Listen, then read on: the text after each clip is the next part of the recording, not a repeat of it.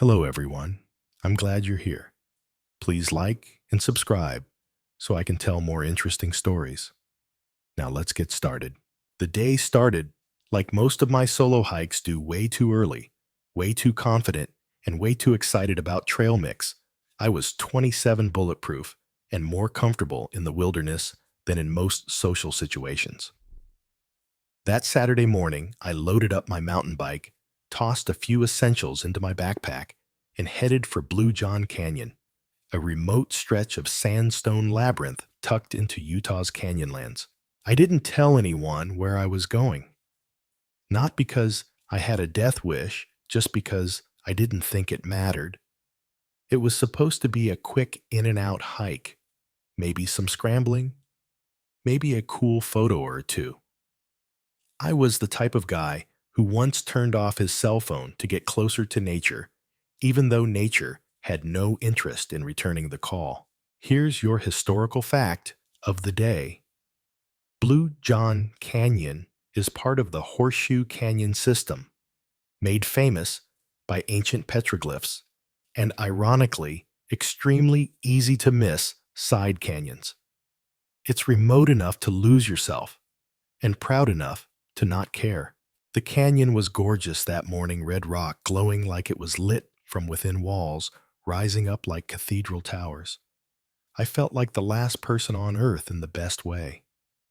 The kind of solitude that makes your brain quiet and your shoulders drop. No notifications, no traffic, just wind and grit and sunlight bouncing off sandstone. I parked my bike at the trailhead, chained it up, like someone might actually steal a bike out here, and started my descent into the slot canyon. It narrowed quickly, the walls pressing in like a polite warning. I jumped small ledges, dropped into sand pits, used both hands and knees to navigate some of the tighter curves. And the whole time, I was grinning like an idiot. And then I met the boulder. It was innocent enough at first, just part of a rock fall, wedged above a narrow passage. I stepped down into a deeper gap, one arm brushing the side wall, the other reaching for a hold. I grabbed the loose boulder for balance, and in the span of about 1.8 seconds, my life rearranged itself completely. The rock shifted, slid, then fell. Boom! It wasn't dramatic like in the movies. No slow motion, no echoing crash. Just this solid, horrifying thunk as it pinned my right arm between itself and the canyon wall. Like some cosmic joke had just landed the punchline right through my bones. I didn't scream, not right away. I just stared at my arm, completely numb, as if it belonged to someone else. Then I tried to move. Nothing. Tried again.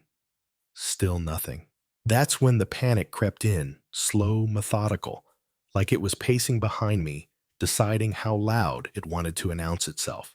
I tried every trick I knew. Shifting my weight, pulling with my legs, wedging my foot against the canyon wall, and pushing. I even cursed in 4 languages, just in case one of them had better luck unlocking the rock. Spoiler alert, it didn't budge. The bizarre fact for today, that boulder was estimated to weigh 800 pounds. That's like being hugged by a grand piano that hates you. I took a deep breath and ran through my supplies, a cheap multi-tool, a digital camera, a camcorder, a little water, a couple snack bars, and the clothes on my back. Oh, and 0 cell signal, because of course. Night started creeping in. The temperature dropped like a floor had been pulled out. Desert days may be hot, but desert nights, they don't play around. I shivered in place, pressed against the wall like a badly designed mannequin, wondering if coyotes preferred right arms or left. That's when I realized something simple and terrifying. No one knew I was here. Historians still debate whether my biggest mistake was going alone or not telling anyone. Honestly, it was both. You never expect this to happen. Until it does. I settled in for the night, lit by moonlight, reflecting off the canyon walls, thinking about nothing and everything. Mostly everything. My parents, my sister, that unpaid parking ticket, the girl I should have called back, the apartment plants I definitely hadn't watered. The silence got deeper, and I realized I wasn't just stuck. I was trapped. Morning came with cruel clarity, desert sun blinding and hot glaring down like it was disappointed in me. My mouth was already dry. My legs sore from balancing awkwardly all night, and my right arm still completely trapped. It hadn't been a dream. The rock hadn't moved. Neither had I. I shifted my weight again, pulled, twisted, begged the laws of physics to give me a break. Nothing. My wrist was lodged like a coin in a vending machine, except the snack I was trying to get was freedom, and the machine hated me. At some point, I laughed. Not a normal laugh, a cracked, dusty chuckle that bounced off the canyon walls like it was mocking me. "Well, Aron," I said out loud, "this is a fine mess." By mid-morning, I'd inventoried everything again. I had exactly 350 milliliters of water. That's about the size of a soda can, for what I assumed might be several days. My food, stash. 2 burritos, a small bag of trail mix, and a cheap chocolate bar. I wasn't going to starve to death, at least not first. Dehydration was going to beat hunger to the finish line. Here's your historical fact for today. The average human can survive up to 3 weeks without food, but only 3 to 5 days without water, depending on conditions. The desert, yeah, it speeds things up a bit. The first full day was manageable physically anyway. I sipped my water slowly. Let tiny amounts of trail mix dissolve in my mouth before swallowing. Every little calorie was gold. I recorded my first video on the camcorder, just in case. I talked to the camera like it was my best friend and also my lawyer. Explained what happened, said hello to my parents, made a few jokes. I even smiled. Bizarre fact. I remember spending 10 full minutes describing to the camera how I'd been craving a Big Mac for 2 days. Not even a good burger, just the crummy, overprocessed, slightly disappointing kind. That's where my brain went. Classic survival mode. By day 2, the fun had worn off. The pain in my arm was growing louder. My muscles were cramping from standing in weird positions. The sun baked me during the day, and the cold clawed at me at night. I couldn't lie down. I couldn't sit. I just hovered between crouch and stand like a broken action figure. I started hallucinating. Small things at first. Shadows moving where they shouldn't. The whisper of water I couldn't hear. A breeze that kissed my face like a hand I hadn't felt in years. Then came the big ones. Visions of people walking toward me. Voices calling my name.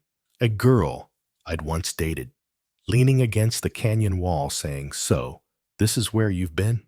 Historians still debate whether hallucinations in survival situations are the brain's defense mechanism or a breakdown of function. I say it's both. Your mind tries to comfort you while simultaneously chewing through its own circuits. At night, I'd talk to the boulder. I gave it names. Big Blue, Chubbs, Captain Jerkface. We had conversations. One time I asked it, "Do you even want me to leave?" No answer. Figures. I kept filming. Not just to say goodbye, but to stay sane. Talking into that lens gave me structure, gave me a timeline. I started etching the days into the canyon wall. 1 slash per day. Primitive, yes. But when everything else is slipping, you anchor yourself to the smallest things. By day 3, I knew I was dying. My urine had turned dark. I stopped sweating. My mouth felt like it had been stuffed with cotton and left in an oven. I licked the condensation off the canyon wall. I tried to trap sunlight in my water bottle to create warmth. At one point, I actually licked the lid of my camera for moisture. Desperation makes you creative. But my mind, oh, it got cruel. Regrets became loud. All the people I hadn't called back, the parties I skipped, the apologies I never gave. You'd be surprised how many tiny things start to matter when you're dying in a hole. The bizarre fact for today, I spent nearly an hour remembering the lyrics to every single Backstreet Boys song. Don't ask me why. I wasn't even a fan.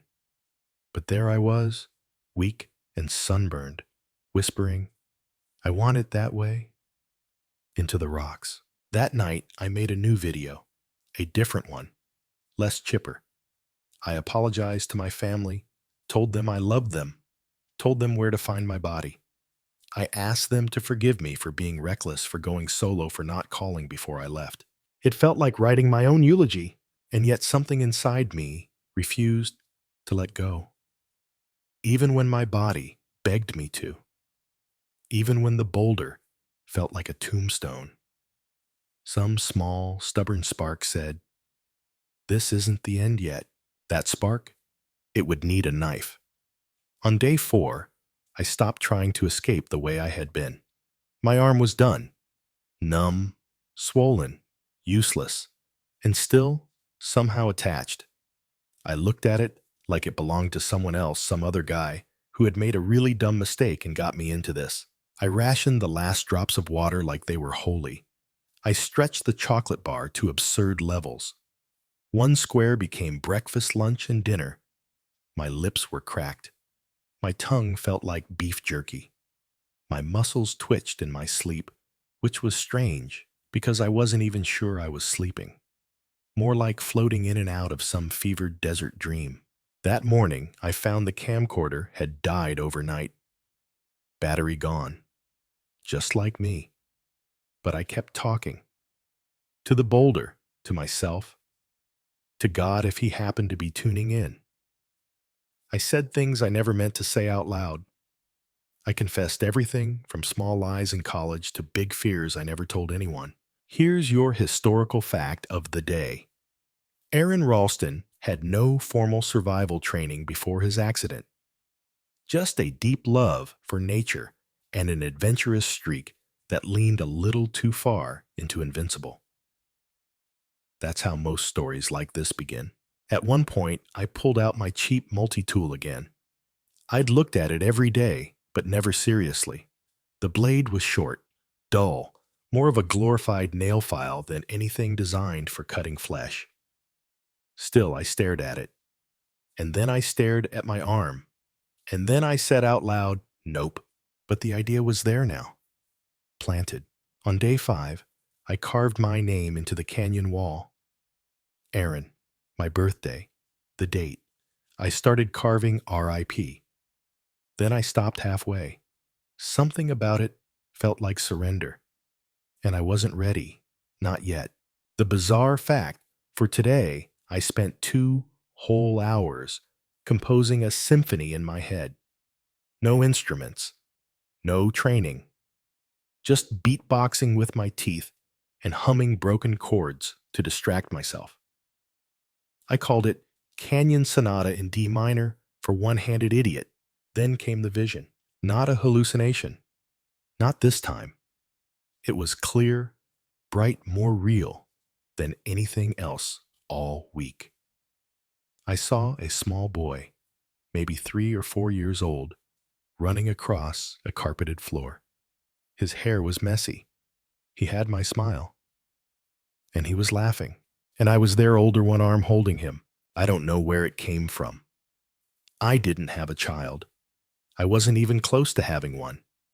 But that image, it anchored me. That vision said, you're not done yet. You still have a life to live, someone to meet. Historians still debate whether near-death visions are spiritual or neurological. I don't care. All I know is that little boy pulled me back from the edge. And just like that, the idea came into focus. I could cut my arm off. That sentence sounds clean. It wasn't. It came in pieces, like puzzle shards rearranging. First the thought, then the logic, then the horrifying acceptance. My arm was dead, completely. If I could just break the bones, I could maybe cut through the soft tissue. Torquey, leverage. That's how I'd do it. But I needed strength, so I ate. What was left, anyway. And I drank the last drops of my urine. Don't judge. It was that or die. I talked to the rock again. I said, I'm gonna win. It didn't answer. But it didn't stop me either. I reviewed the anatomy in my head, where the radius and ulna were, where the arteries ran. I didn't want to bleed out. I didn't want to faint. I just wanted out. The plan was simple, horrible but simple. Break, cut, crawl. I tested the torque against the rock wall, twisting my arm, angling it, trying to feel where the bone would give. And yeah, that hurt. Not even a joke kind of hurt. The kind of hurt that makes your whole vision tunnel and your brain start screaming, please stop doing that. But I didn't stop, because that little boy was still waiting for me. The sun dropped behind the canyon wall again, and I knew deep in my bones, pun intended, that the next morning, if I was still alive, I would do it. I would break myself free. Dawn didn't rise. It crawled, pale blue light creeping over the rim of the canyon like it was embarrassed to show up. I stared up at it, wrapped in the same thought on repeat. This is the day. I'd rehearsed the steps all night like a twisted mental checklist. Step 1, break the bones. Step 2, cut the flesh.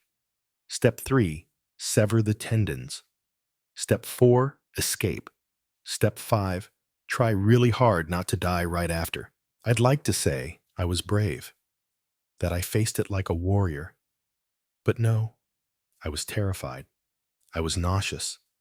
And I was still wearing the same dusty clothes now, stiff from sweat blood and a week of desert funk. Honestly, I probably smelled like a tortilla soaked in fear.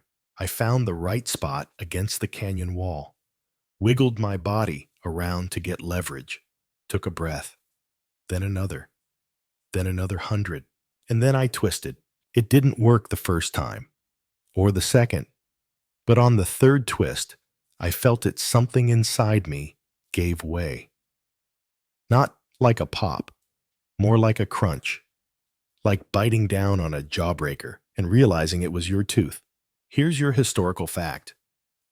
Of the day, the radius and ulna, the two bones in the forearm, can take over 1,000 pounds of pressure before breaking.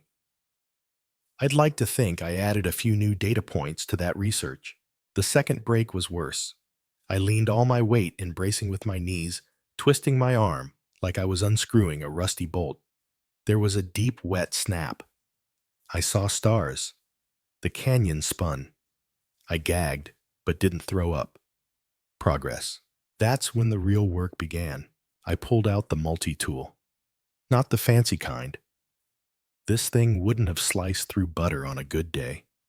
The blade was dull short and about as cooperative as a cat in a bathtub. But it was all I had. I started cutting. First, the skin. The sensation was both sharp and dull, depending on where I hit nerves. Then muscle. That was harder. Thick, fibrous like carving into overcooked steak. Blood poured out, but slower than I expected. Maybe shock, maybe dehydration, maybe mercy. I paused a few times, breathed, gritted my teeth, gave myself pep talks like, "You're doing great, buddy, and you've had worse Mondays." Humor helps, even if it's wildly inappropriate. And then I hit the nerve bundle, the median nerve, to be exact. It felt like sticking my entire soul into an electric socket. My whole body convulsed. I screamed, like not PG-13 screaming, but real guttural primal noise, the kind that echoes inside your skull, even after your mouth stops. That moment nearly broke me, but I kept going. I finally reached the last piece, the tendon. I couldn't cut through it. Too tough. So I used the pliers end of the multi-tool, wrapped it around the tendon, pulled, and just like that it was done. I fell backward, half from exhaustion, half because I was now detached from the boulder. My arm, or what was left of it, stayed behind, still pinned, still pale. I didn't look at it long. I stood up. My legs shook. My vision blurred, but I was standing, free. And now, the bizarre fact for this section. Before leaving, I took a photo. Yep, a quick shot of the boulder with my severed arm still under it. I don't know why. Maybe proof, maybe closure. Maybe because some part of me knew people would ask, did that really happen? Historians still debate whether I should have attempted the self-amputation earlier, whether it was heroism or madness. But when your choices are cut or die, you find out pretty quickly which one you're willing to live with.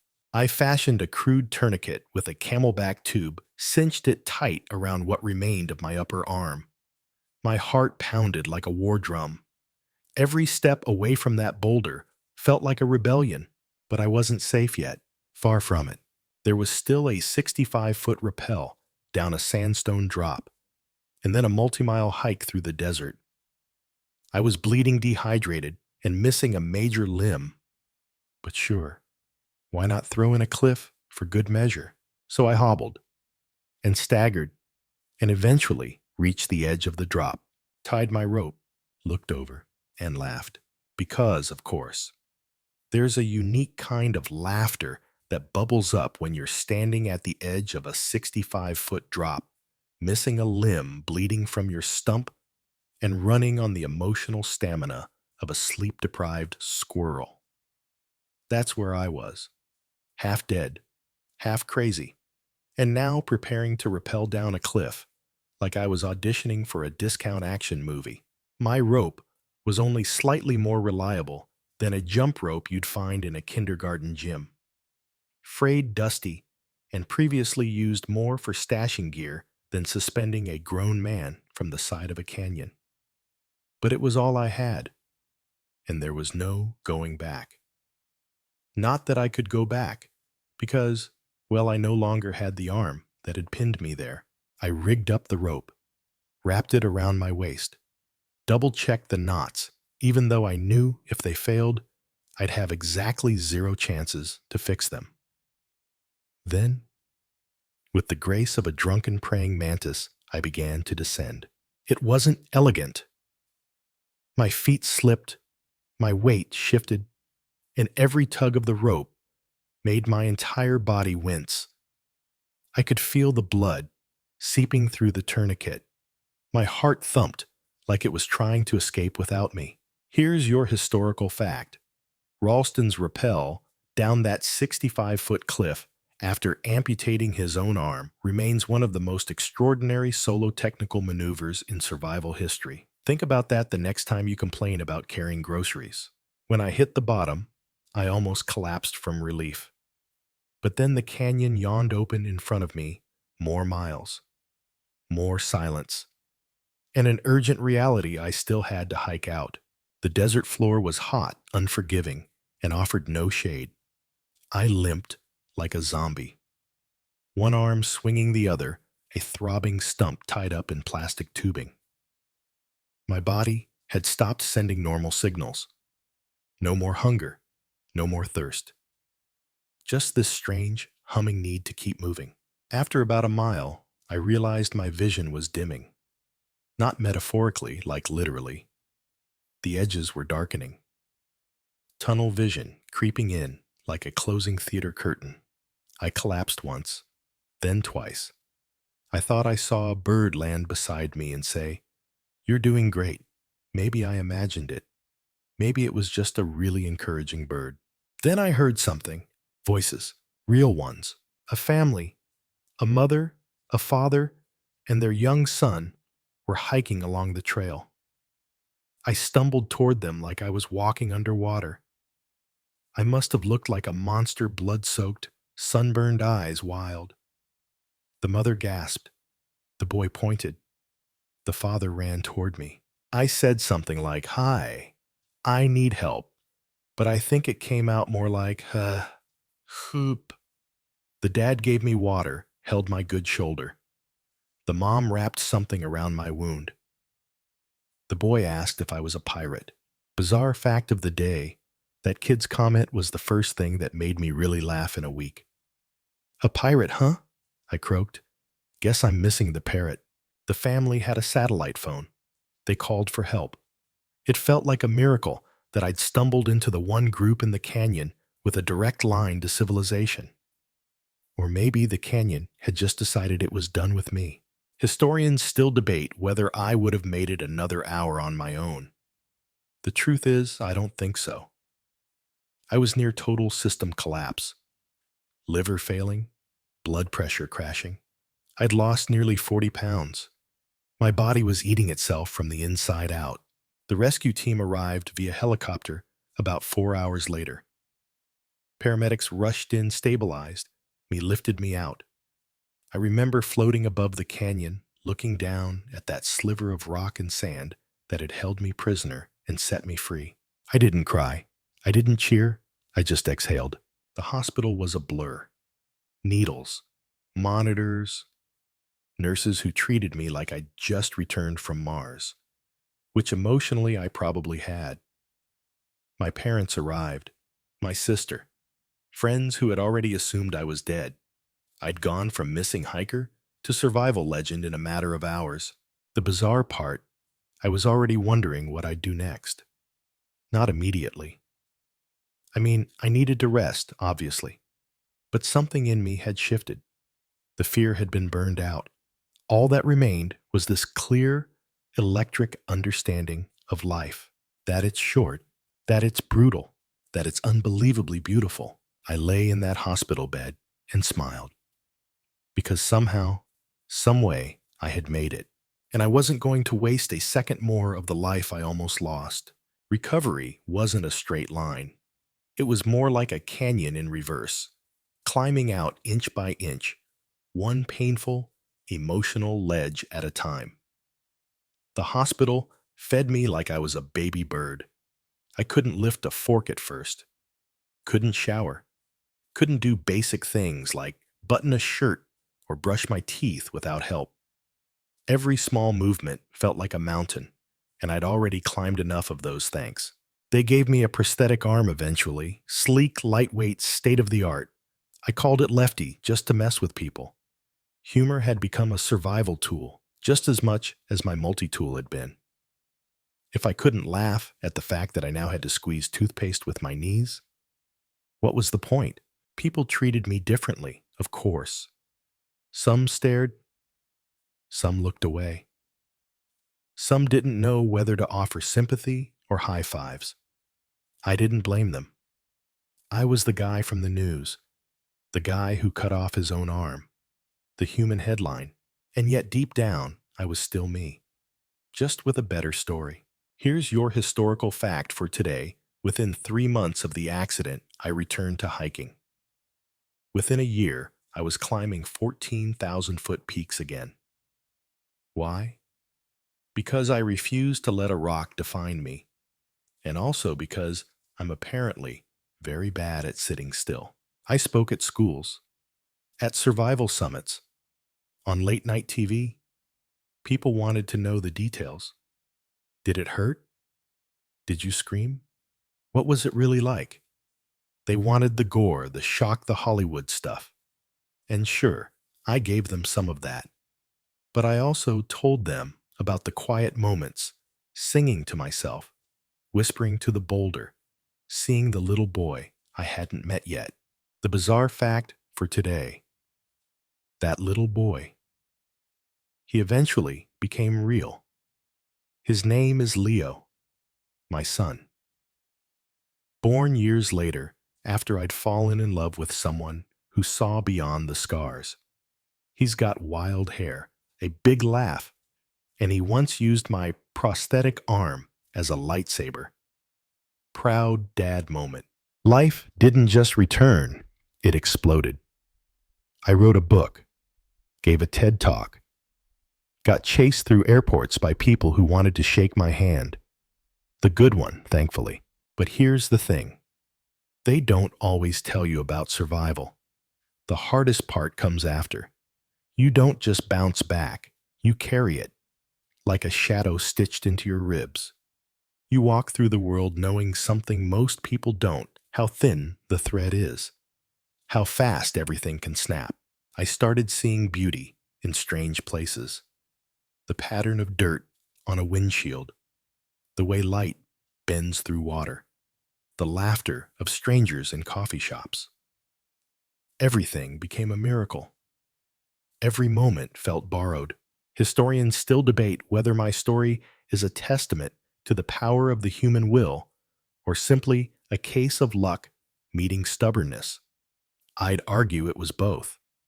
The rock didn't kill me, but it did shape me, literally and metaphorically. One afternoon, years later, I returned to Blue John Canyon, just to see it, not to climb, just to stand at the rim and look down. It hadn't changed. Same red cliffs, same hush in the air, and somewhere down there, probably still pinned under that same stupid boulder, was my old arm, a relic. I didn't hike all the way in. I didn't need to.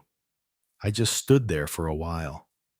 Then I whispered, "Thank you," not to the canyon, not to the rock, but to the scared, half-delirious version of me who'd refused to quit, because without him, I wouldn't be here.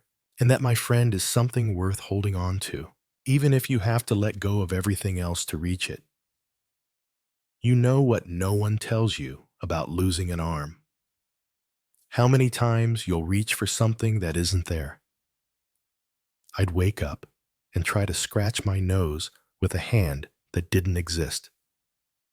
I'd instinctively try to zip a jacket tie, a shoe, pick up a coffee mug, only to stop halfway laughing at myself, or sighing, depending on the day. But slowly, I adjusted. My left hand got smarter. My feet started helping more. I found tools, workarounds, tricks. I got better at being asymmetric. And weirdly enough, I kind of liked it. It made me resourceful in a way I'd never expected. Like MacGyver if he lived in REI. The public image of me solidified fast. Survival guy. Motivational speaker. The man who beat a boulder. It was flattering, but also strange. Because while they saw triumph, I still remembered the hallucinations. The pain, the urine, the long nights whispering to a rock like it was my therapist. But I didn't shy away from it. If people were going to learn anything from my story, I wanted it to be this: you are capable of far more than you think, especially when it matters most. I leaned into the message, wrote my book, Between a Rock and a Hard Place. It was surreal watching it hit shelves, seeing people walk around with my face on a paperback cover. Some readers sent letters. Others sent their own stories. A few told me they made different decisions, smarter ones because of what happened to me. That made every painful second worth it. Here's your historical fact. Since my story went public, outdoor safety courses across the U.S. saw a significant increase in enrollment. Apparently, people really don't want to end up amputating their own limbs. Fair. I met people who told me I'd never survive something like that. I always told them the same thing. You'd be surprised what you can do when there's no other option. Still, not everything was serious. Life had its little absurdities. One time, a kid at a climbing gym stared at my prosthetic and asked if it gave me superpowers. I said, "Only when I drink coffee through it." He believed me. The bizarre fact for today, I once used my prosthetic hand to hold a GoPro while I did a keynote speech. People didn't know whether to laugh or be impressed. I think both reactions were correct. I climbed again. Not just for myself, but to reclaim something. I scaled peaks in Colorado, even returned to some of the same canyons, I wanted to prove that the rock didn't win, that fear didn't win. And every time I reached the summit with one arm, I smiled, not because I beat the mountain, but because I came back stronger. I married, became a dad, taught my son how to tie his shoes one-handed, though he swears he'll just invent something that ties them for him. Smart kid.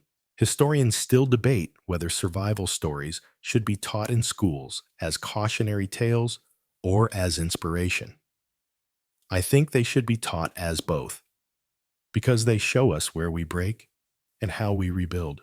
And rebuilding, that's the real miracle. I no longer define myself by what I lost.